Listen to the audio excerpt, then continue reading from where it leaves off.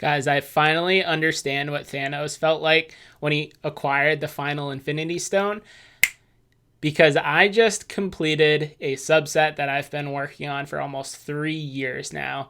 This subset has been the most formative thing in my hobby evolution, hobby journey, and I can't wait to show off the completed set and lessons learned along the way with you.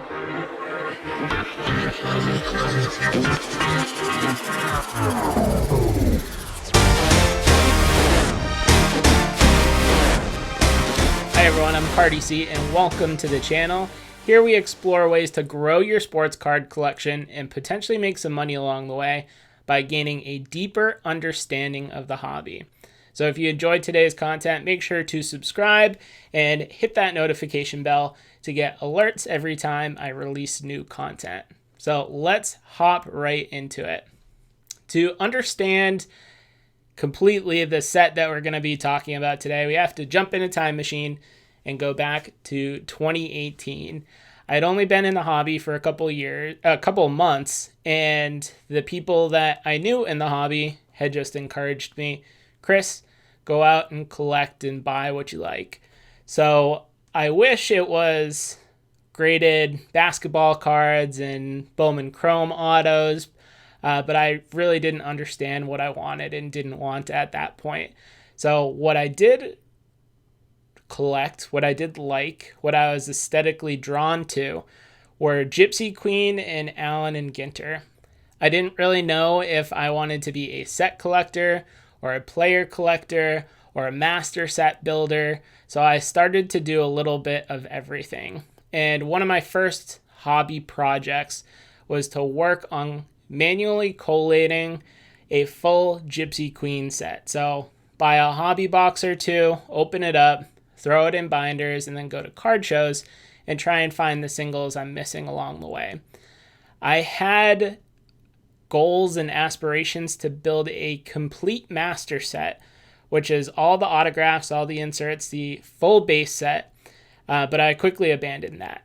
When I was looking at what the full master set entailed, I found an 8-card checklist for an insert set called the Bases Around the League autograph subset. There were 8 cards in this subset of pretty high profile, big name MLB superstars, and I made it my mission to collect these. And over the course of the last 3 years or so, I've been picking them up systematically as they've come along. The most difficult part about this is that these cards are numbered out of 10 and 20. So although I saw a lot of these cards pop up when Gypsy Queen was first for sale and these were getting pulled, that stream of cards coming in quickly dried up. So I needed to be on the prowl, keep an eye out on eBay, but also other selling platforms to see if any of these cards were getting listed. So let's take a look at the cards themselves. Again, the base here is a swatch from the MLB opening day game between the Pirates and the Red Sox in 2017. So at the time, Benintendi was the #1 prospect in baseball. He batted second, and by the way, you got a Sandy Leon guest spot right there.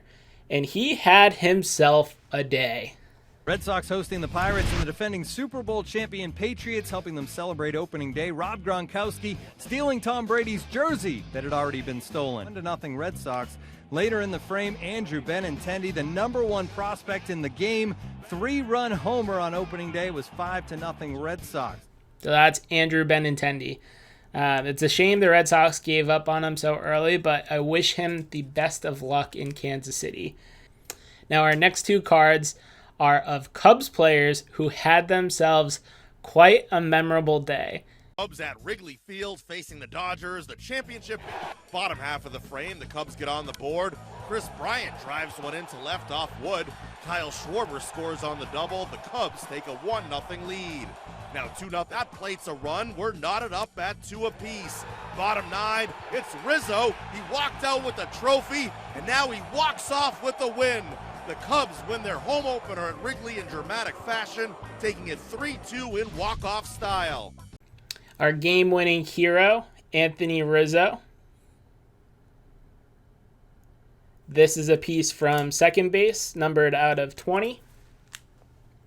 And then you have Chris Bryant, numbered out of 10.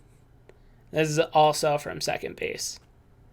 Now, if you're looking at the Gypsy Queen bases around the league cards from other years, there are some really colorful decals that I think are on first base and third base. I don't have any of those colorful swatches in the cards that I have, but they look super, super cool. Next up, we have everyone's favorite team, the Houston Astros. Takes him deep. George Springer, 1-0 Stros. Same score, bottom four. Leading off that frame, Carlos Correa. He keeps it fair. Another solo shot makes it. So for the card here, we got Carlos Correa, numbered out of 20. Now the next guy I hate as much as anyone else in the MLB, but you got to respect his defense. 2017 was before he fled the AL East and went to West Coast teams.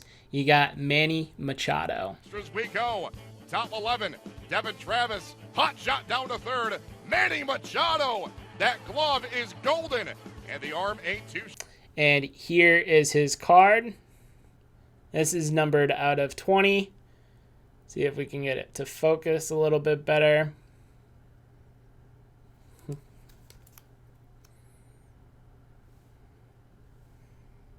There we go.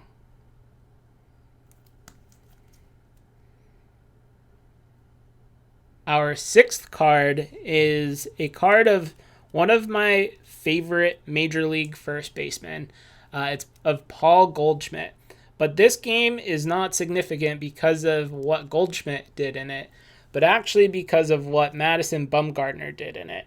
2017 opening day, the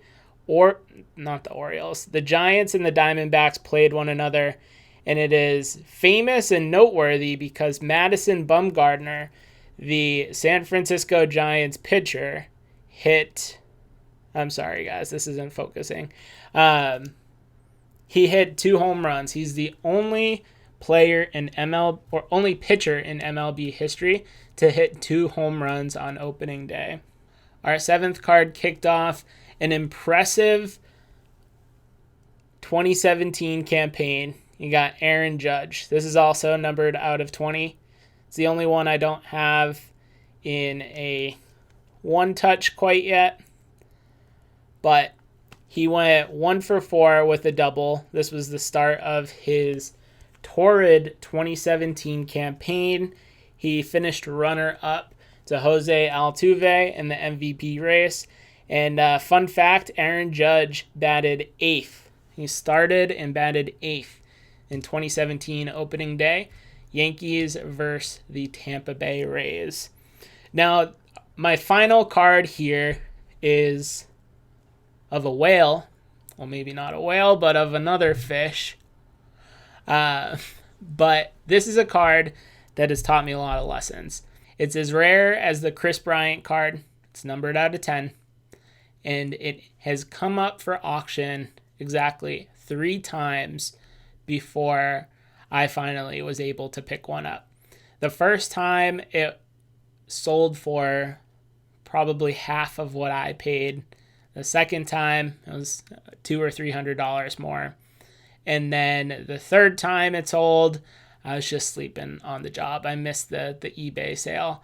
But what I quickly learned and what this card has taught me is that if you really, really want a rare card of an all-time player, you need to commit.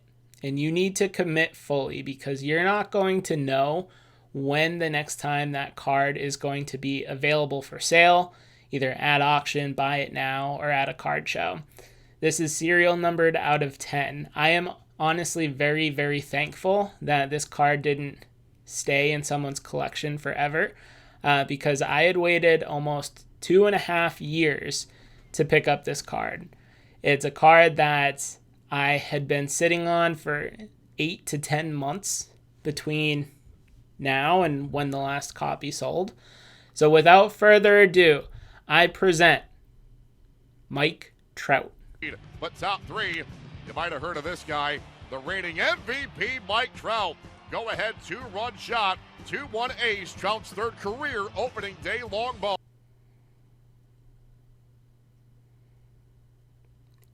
Now, the previous owner of this card decided to get it graded by Beckett. Came back in 8.5 because of the 8 corners, but a card that is this short printed, as you can see, it's numbered 4 out of 10 there. I don't care what it's graded. Honestly, I'm thinking about cracking it out and just putting it in a one-touch, but risking damage to this card I don't think is worth it. So I'll keep it in my collection as a Beckett slab, but this completes the 2018 Gypsy Queen Bases Around the League insert set. This card has taught me patience. It has taught me what it takes to say no thank you to cards that I really want. It's a card that has taught me how to consolidate and what it means to go after truly rare cards that do not come up for auction. And again, this insert set has scratched the itch that I've had to put sets together while not wasting money on cards of players that I am not passionate about. So I'm super, super proud that I've been able to add these 8 cards to my collection. I wouldn't necessarily say they are casket cards, but I am not looking to move them anytime soon. I am looking for the next Bases Around the League subset. Not necessarily the next year, the 2019 Bases Around the League, but a short, rare subset that I can work towards, plan to, strategize my approach to keep me engaged in the hobby. But that's all I have for you guys today. Let me know in the comments below if you have a Bases Around the League insert set in your collection. Not necessarily this card, but a rare subset that has really driven your collecting, your passion, your North Star in the hobby. Also, it's been a couple weeks since I put a video out, and I want to make it up to you guys, so we're going to have this video dropping on Monday, and then we got a second special video that is really going to warm your heart up that we're going to be dropping on Wednesday. So stay tuned. You're not going to want to miss it. That's all I got for you guys today. I am Cardi-C, and we will catch you guys later.